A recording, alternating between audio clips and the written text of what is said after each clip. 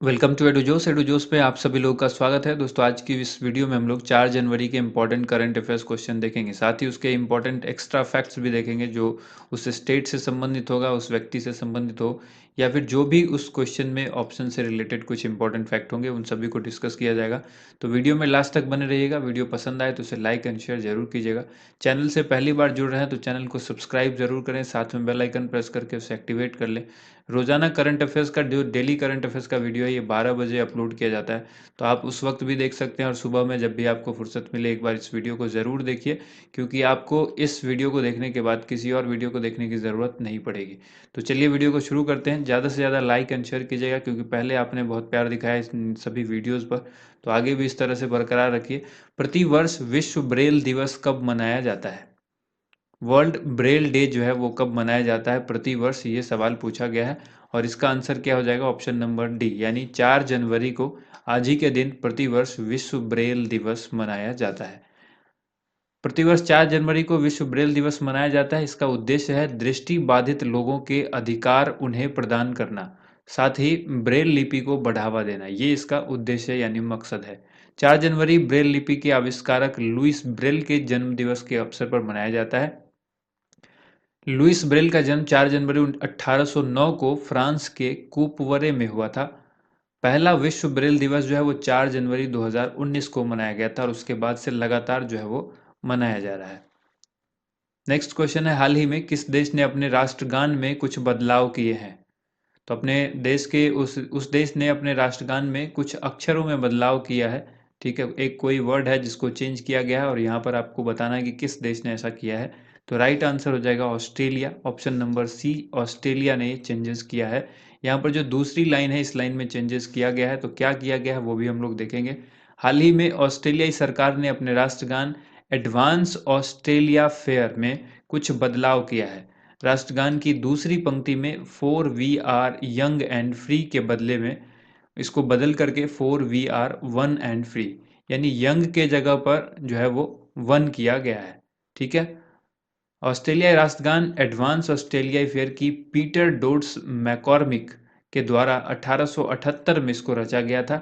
जिस तरह से भारत के बारे में हम लोग कहते हैं ना कि राष्ट्रगान रविन्द्रनाथ टैगोर ने बनाया, उसी तरह से इसको आप याद रखिएगा। ऑस्ट्रेलियाई राष्ट्रगान जो है ये, इसको पीटर डोड्स मैकॉर्मिक ने 1878 में रचा था। ऑस्ट्रेलिया के बारे में जान लीजिए। ऑस्ट्रेलिया की जो राजधानी है वो कैनबरा है। मुद्रा यहाँ की ऑस्ट्रेलियन डॉलर है और यहाँ के जो पीएम है वो स्टॉक मॉरिसन है। और मैप आप देख ही रहे हैं यहाँ पर ऑस्ट्रेलिया का। अगला सवाल है, भारत का 51वां अंतर्राष्ट्रीय फिल्म समारोह किस राज्य में आयोजित होगा? भारत का 51वां अंतर्राष्ट्रीय फिल्म समारोह यानी 51st इंटरनेशनल फिल्म फेस्टिवल जो है ये कहाँ पर होगा?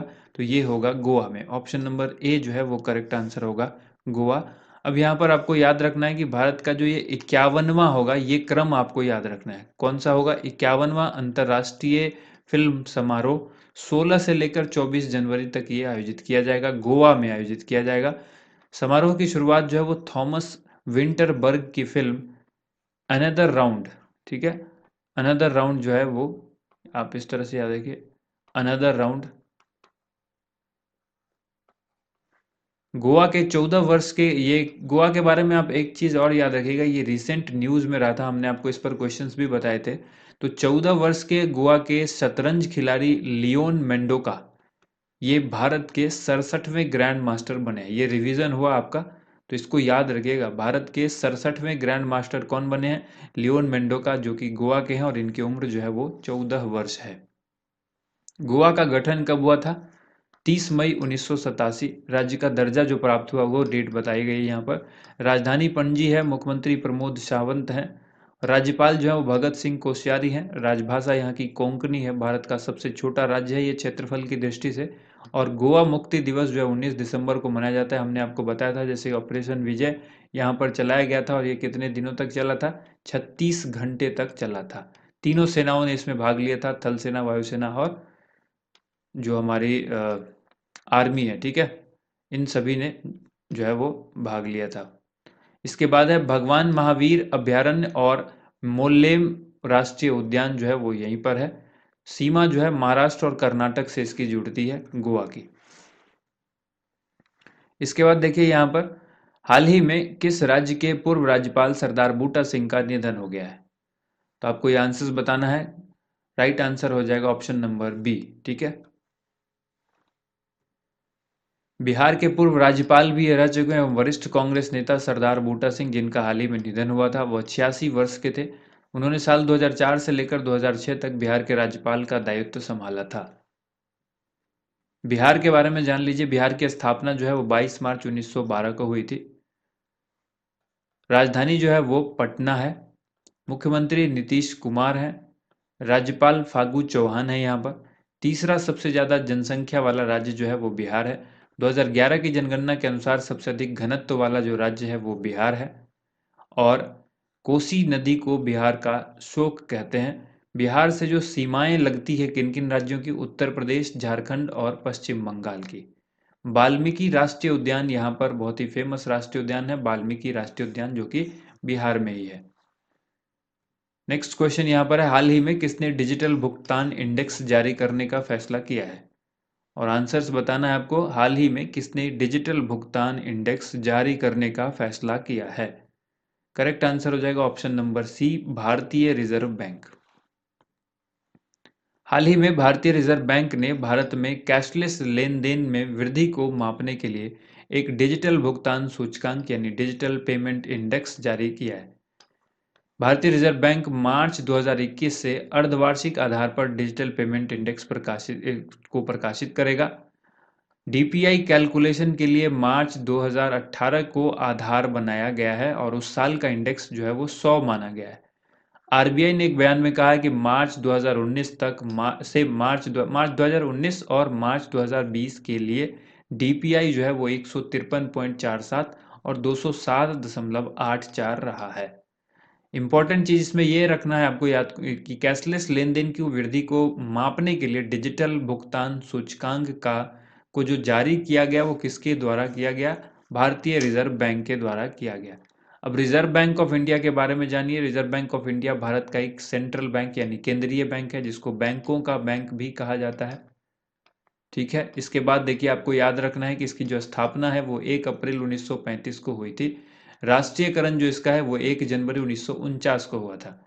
मुख्यालय इसका मुंबई महाराष्ट्र में है। गवर्नर इसके वर्तमान में शक्तिकांत दास हैं, जो इसके भारत के 26वें गवर्नर हैं। इसके आरबीआई के 26वें गवर्नर हैं। डिप्टी गवर्नर जो है वो बीपी कानूनगो, एम के जैन, माइकल पात्रा और एम राजेश्वर राव। ठीक है, अगला प्रश्न देखिए, हाल ही में समाज सुधारिका सावित्रीबाई ज्योतिराव फूले की जयंती कब मनाई गई है? तो राइट आंसर इस क्वेश्चन का हो जाएगा ऑप्शन नंबर सी, 3 जनवरी को मनाया गया है।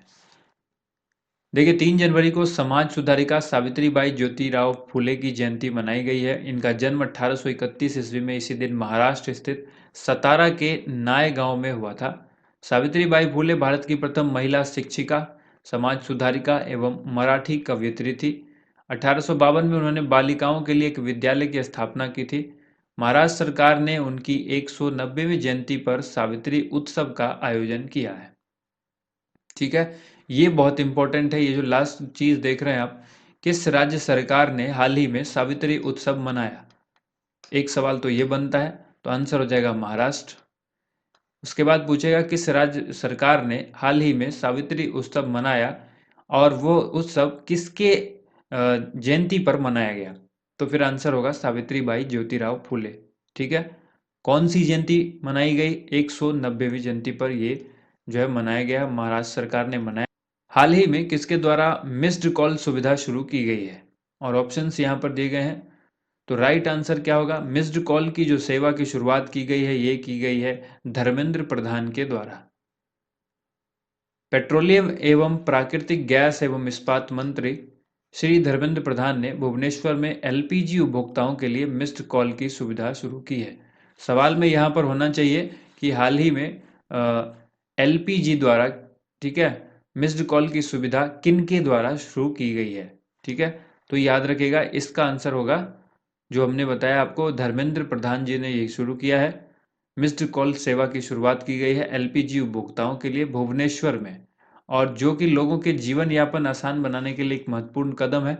इंडियन ऑयल के एलपीजी ग्राहक अब रिफिल बुकिंग के लिए सिंगल मिस्ड कॉल करेंगे और ये नंबर है, इस नंबर का उपयोग करके पूरे भारत में नए कनेक्शन के लिए जो है वो इसका इस्तेमाल कर सकते हैं। हाल ही में भारत और किस देश ने एक दूसरे में परमाणु प्रतिष्ठानों की लिस्ट साझा की है? तो इस क्वेश्चन का राइट आंसर हो जाएगा option number C, Pakistan. Bharat और पाकिस्तान एक दूसरे से परमाणु प्रतिष्ठान यानी न्यूक्लियर इंस्टॉलेशन और सुविधाओं की लिस्ट साझा की है। भारत के विदेश मंत्रालय ने ये जानकारी दी है। इसके अलावा यह प्रक्रिया परमाणु प्रतिष्ठानों और सुविधाओं के खिलाफ हमले की निषेध संधि यानी provision of attack against nuclear installation and facilities between India and Pakistan के तहत पूरी की गई है। दरअसल ये भारत और पाकिस्तान के बीच हर साल होने वाली एक प्रक्रिया है और जिसको दोनों देशों के बीच एक समझौते के तहत ये किया जाता है। इस संधि के मुताबिक दोनों देश एक दूसरे के परमाणु प्रतिष्ठानों पर हमला नहीं कर सकते। यही एक संधि है जिसको यहाँ पर आपको याद रखना है। हाल ही में इनमें से डीजीसीआई ने किस कंपनी की कोरोना वैक्सीन को मंजूरी दे दी है? डीजीसीआई ने कोरोना वैक्सीन कंपनी को मंजूरी दी है और वो दो कंपनियां का नाम आपको बताना है। पहली है यहाँ पर भारतीय सीरम संस्थान, दूसरा है भारत बायोटेक और जो तीसरा है उपर्युक्त दोनों या फिर इनमें से कोई नहीं। तो संयुक्त रूप से यानी ऑप्शन नंबर सी जो है इस क्वेश्चन का राइट आंसर होगा। भारतीय सीरम संस्थान और भारत बायोटेक कंपनी जो है इन दोनों को डीजीसीआई ने जो है ये मंजूरी दी है। तो ऑप्शन सी यहाँ पर राइट आंसर होगा। केंद्रीय औषध मानक नियंत्रण संगठन जो CDSCO है, इसकी कोविड-19 संबंधी विषय विशेषज्ञ समिति SEC की अनुशंसा के आधार पर भारत के औषध महानियंत्रक यानी DCGI ने सीरम इंस्टीट्यूट ऑफ इंडिया द्वारा निर्मित ऑक्सफोर्ड यूनिवर्सिटी एस्ट्राजेनेका और भारत बायोटेक की वैक्सीन को सीमित आपात इस्तेमाल के लिए मंजूरी दी गई है। हाल ही में किस भारतीय अंतर्राष्ट्रीय हवाई अड्डे ने जय हे संग्रहालय ऐप लॉन्च किया है? तो देखिए इस क्वेश्चन का आंसर हो जाएगा ऑप्शन नंबर डी यानी छत्रपति शिवाजी महाराज अंतर्राष्ट्रीय हवाई अड्डा। महाराष्ट्र का जो गठन है वो कब हुआ था? महाराष्ट्र के बारे में जानते हैं। 1 मई 1960। यहाँ की राजधानी है मुंबई, जो कि देश की आर्थिक राजधानी भी कहलाती है। मुख्यमंत्री यहाँ उद्धव ठाकरे हैं। राज्यपाल भगत सिंह कोश्यारी हैं। भारत का तीसरा सबसे बड़ा राज्य जो है वो क्षेत्रफल की दृष्टि से महाराष्ट्र कहलाता है।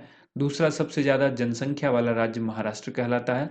राष्ट्रीय उद्यान जो यहाँ पर हैं वो है चंदोली, तडोबा, गूगामल, नवेगांव और संजय गांधी राष्ट्रीय उद्यान, जो कि काफ़ी इंपॉर्टेंट है। मुफ्त स्वास्थ्य बीमा प्रदान करने वाला पहला राज्य जो है वो कौन है? महाराष्ट्र है। औरंगाबाद एयरपोर्ट का नाम बदलकर जो है वो छत्रपति संभाजी महाराज हवाई अड्डा किया गया, वो भी यहीं पर है। ठीक है, तो उम्मीद करते हैं आप सभी लोगों को वीडियो पसंद आई होगी। वीडियो को ज़्यादा से ज़्यादा लाइक कीजिए, शेयर कीजिए। Thank you so much.